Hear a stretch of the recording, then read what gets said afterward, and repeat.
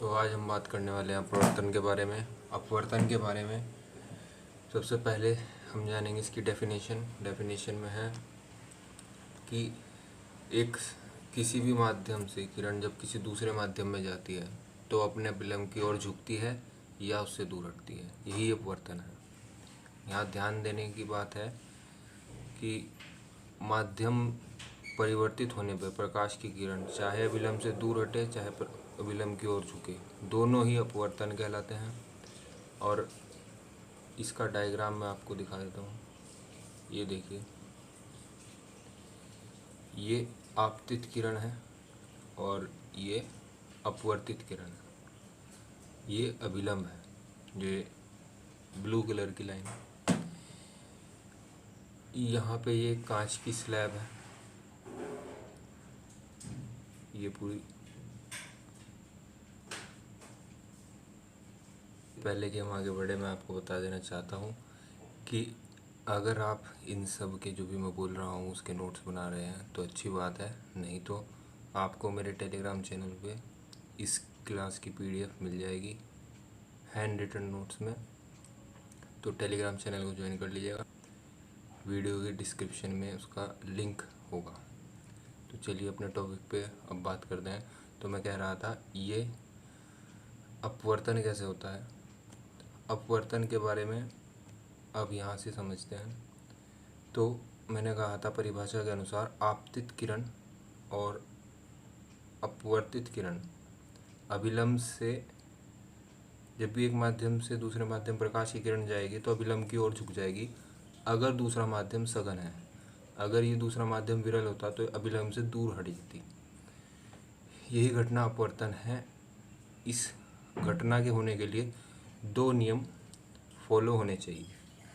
वो दो नियम कौन कौन से हैं? पहला नियम है,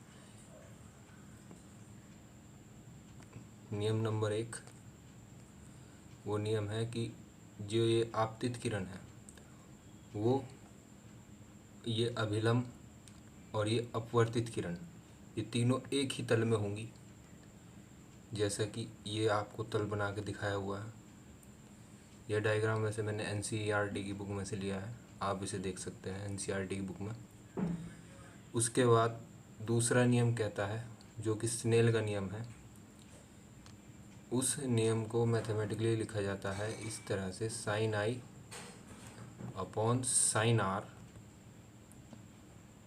इज इक्वल्स टू कॉन्स्टेंट। ये जो कॉन्स्टेंट है वो अपवर्तनांक है पहले माध्यम के सापेक्ष, जो कि वायु है यहाँ पे, दूसरे माध्यम का अपवर्तनांक। इसकी परिभाषा देखते हैं। तो परिभाषा के अनुसार ये कहता है कि जो आपतित किरण द्वारा बनाया गया कोण है यानी कि I, उसका हमें साइन लेना है, और जो अपवर्तित किरण द्वारा बनाया गया कोण है अभिलंब से, सारे कोण यहाँ अभिलंब से ही बनेंगे, उसका यानी कि R, इसका हमें साइन लेना है। तो इन दोनों का जो अनुपात होगा वो ही अपवर्तनांक होगा दूसरे माध्यम का पहले माध्यम के सापेक्ष। इसे हम इस तरीके से लिखते हैं, N/1, यानी कि पहले माध्यम का अपवर्तनांक पहले के सापेक्ष दूसरे माध्यम का अपवर्तनांक। इसे अगर याद रखना है फॉर्मूले को, तो उसके लिए एक आसान सा तरीका मैं आपको बताता हूँ। पहला तरीका ये है कि आप जिस भी माध्यम में कोण ले रहे हैं उसी का आप अपवर्तनांक लें। जैसे कि हमें पहले sin I लेना है, तो इसकी गुणा हमें करनी पड़ेगी इसी माध्यम के अपवर्तनांक से, जो कि है N1। मान लिया कि वायु का अपवर्तनांक N1 है और कांच का N2। तो इसे बराबर करना है अब कांच वाले अपवर्तनांक के। तो R हमें कोण लेना है sin R, और इसकी गुणा करनी है इस माध्यम के अपवर्तनांक यानी कि N2 से।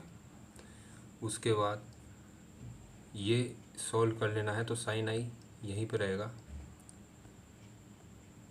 उसके बाद इधर से sin R आएगा, और यहाँ पे N2 था वो ऊपर ही रहेगा, ये N1 इसकी बटे में आएगा। तो ये बन जाएगा स्नेल का नियम। और इस N2/N1 को ही हम कहते हैं कि पहले माध्यम के सापेक्ष दूसरे माध्यम का अपवर्तनांक, जिसे लिखने का तरीका N2/1 है। यही है स्नेल का नियम।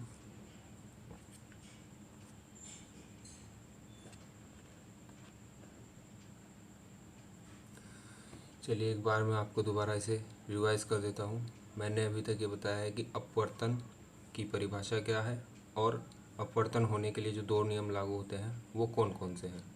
तो अपवर्तन की परिभाषा है जब भी कोई प्रकाश की किरण एक माध्यम से दूसरे माध्यम में जाएगी, या तो अभिलंब की ओर झुकेगी या अभिलंब से दूर हटेगी, ये घटना अपवर्तन कहलाती है। माध्यम पारदर्शी होना चाहिए, ये ज़रूरी है, ये माध्यम पारदर्शी हो, वरना तो प्रकाश की किरण उसमें नहीं जा पाएगी। तो अब वो दो नियम देखते हैं। पहला नियम था कि आपतित किरण, अपवर्तित किरण और ये अभिलंब तीनों एक ही तल में हो। और दूसरा नियम जो कि स्नेल का नियम था, इसमें कहा गया था कि आपतन कोण की ज्या, हिंदी में साइन को ज्या बोलते हैं, और अपवर्तन कोण की ज्या का अनुपात उन दोनों माध्यमों में पहले माध्यम के सापेक्ष दूसरे का अपवर्तनांक होता है। यहाँ पे एक चीज़ और ध्यान देने की बात है, ये जो अपवर्तनांक है ये प्रकाश की तरंग दैर्ध्य यानी कि लैम्डा, इस पे निर्भर करता है, इन कोण पे निर्भर नहीं करता। ना तो ये आई पे निर्भर करेगा ना आर पे निर्भर करेगा। तो उम्मीद करता हूँ कि आपको ये समझ आ गया होगा। अगर कोई भी दिक्कत है तो आप कमेंट बॉक्स में लिख सकते हैं, मैं उसका जवाब ज़रूर दूँगा। का स्क्रीनशॉट भी ले सकते हैं। उसके बाद अब हम जानेंगे कि अपवर्तन के कारण जो घटनाएं होती है उनके बारे में। तो जान लेते हैं। एक ये डायग्राम आपको एनसीईआरटी की बुक में मिल जाएगा। इसके कहने का मतलब क्या है? ये डायग्राम कहना चाह रहा है कि अगर पानी में या कांच के नीचे कोई वस्तु जैसे सिक्का कोई वो रखा है तो वो अपनी ओरिजिनल स्थिति से थोड़ा ऊपर उठा हुआ दिखाई देगा। ये देखिए यहाँ पे डायग्राम में इन्होंने दिखाया भी है। ये ऑब्जर्वर की आई यहाँ पे थी और दूसरी स्थिति में यहाँ पे। ओरिजिनल सिक्के की स्थिति यहाँ पे है, या डॉट मान लो से। ये दो स्थितियाँ अलग अलग स्थितियाँ दिखाई गई हैं, ठीक है। उसके बाद जब प्रकाश की किरण, यहाँ में से बना लेता हूँ पहली स्थिति को, जब ये डॉट यहाँ पे है और प्रकाश की किरण नीचे से ऊपर ऐसे जा रही है, इसका अभिलंब बना लेता हूँ पहले मैं।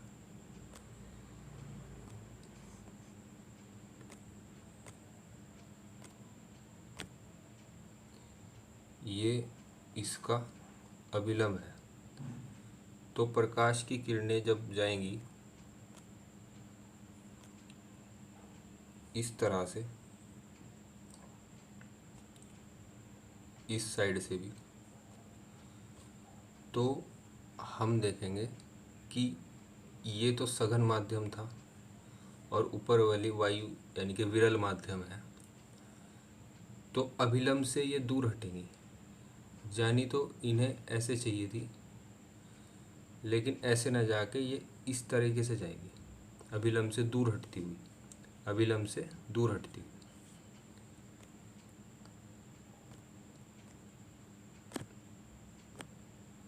उसके बाद ये भी ऐसे अभिलंब से दूर हटेगी।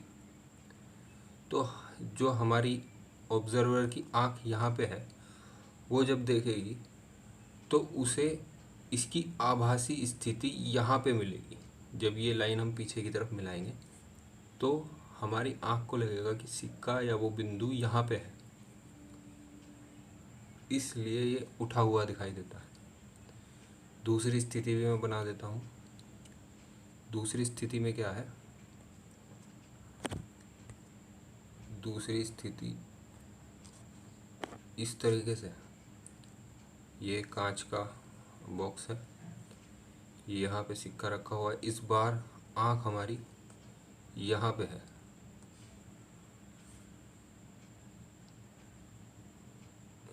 ठीक है। उसके बाद ये अभिलंब है और प्रकाश की किरण जा रही है ऐसे,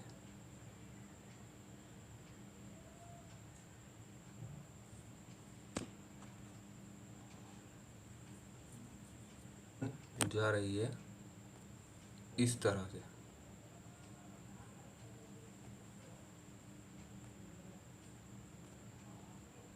ये यहाँ से और हमारी आँख की तरफ। तो जब भी ये दूसरे माध्यम में जाएगी तो अभिलंब से दूर हटेगी और ये भी दूर हटेगी। इन्हें चलना चाहिए था सीधे इस लाइन में, ये दूसरे कलर से बना देता हूँ मैं, इस लाइन में इन्हें सीधा चलना चाहिए था, तब जाके ये पहली वाली स्थिति में हमें दिखती। लेकिन ये सीधे ना चल के पर अभिलंब से दूर हट गई है क्योंकि विरल माध्यम में जा रही है, ठीक है।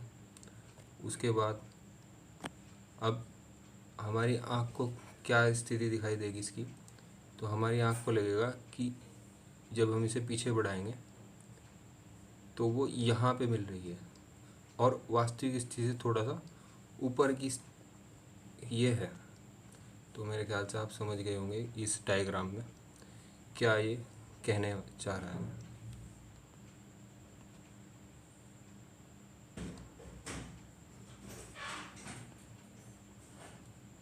अपवर्तन के कारण कैसे पानी में या कांच के नीचे की वस्तु हमें थोड़ी ऊपर उठी हुई दिखाई देती है, आभासी स्थिति उसकी प्रतीत होती है, वो आप समझ गए होंगे पिछले डायग्राम से। अब अपवर्तन दूसरी जगह कहाँ काम करता है वो मैं दिखा देता हूँ। ये है हमारी पृथ्वी और इसके चारों तरफ ये डॉटेड लाइन में वायुमंडल है। यहाँ पे एक ऑब्जर्वर खड़ा है जो कि सूर्यास्त या सूर्योदय की स्थिति को देख रहा है। अब होता क्या है, इस डायग्राम को अगर मैं थोड़ा सा बड़ा करके दिखाऊं तो ये वायुमंडल की परतें हैं। ऊपर वाली परत विरल होगी यानी कि उसमें डेंसिटी कम है और नीचे वाली और सघन होगी। ऐसे परतों में हमारा वायुमंडल बटा हुआ है। अब अगर मैं सेंटर से एक लाइन खींचूं तो ये इन सभी पे, इन पॉइंटों पे अभिलंब है और जब भी सूरज की किरणें आती हैं और वायुमंडल की से होकर गुजरती हैं तो नीचे वाली परत सघन होने के कारण वो अभिलंब की ओर झुक जाती है। यानी कि जानी तो सीधी चाहिए थी लेकिन सीधे न जाके वो थोड़ी झुक जाती है अभिलंब की ओर। अब यहाँ पे भी एक अभिलंब अगर मैं बना लूँ तो ये भी अभिलंब की ओर झुकेगी। ऐसे ही झुकते झुकते ये जानी तो सीधी चाहिए थी लेकिन घूम जाएगी। यही स्थिति यहाँ पे हुई है। मेरे हिसाब से आप समझ गए होंगे कि ये किरणें यहाँ पे जो घूमी हुई दिखाई गई है ये कैसे घूमी।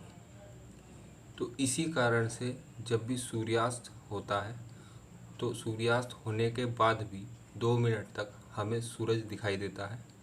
वो सूरज नहीं, उसकी एक ये समझ लो कि इमेज है जो कि अपवर्तन के कारण हमें दिख रही है, आभासी स्थिति। ऐसे ही जब सूर्य उदय होता है तो सूर्य उदय होने से 2 मिनट पहले ही हमें वो दिख जाता है, ठीक है। तो यही थे अपवर्तन के कुछ घटनाएं जहाँ पे हमें अपवर्तन देखने को मिलता है।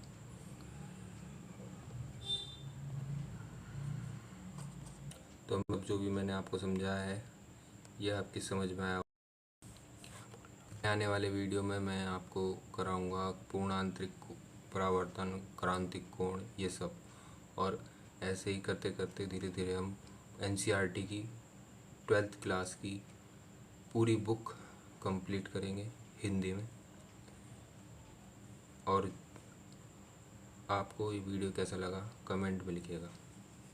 और हाँ, इसमें एक बात और है, और वीडियोस देखना तो चैनल को लाइक शेयर, वीडियो को लाइक और चैनल को सब्सक्राइब कर लीजिए और शेयर भी कर दें कि आपके जैसे जो और बच्चे हैं जिन्हें इस तरह की वीडियोस की ज़रूरत है उन तक ये वीडियो पहुंच सके।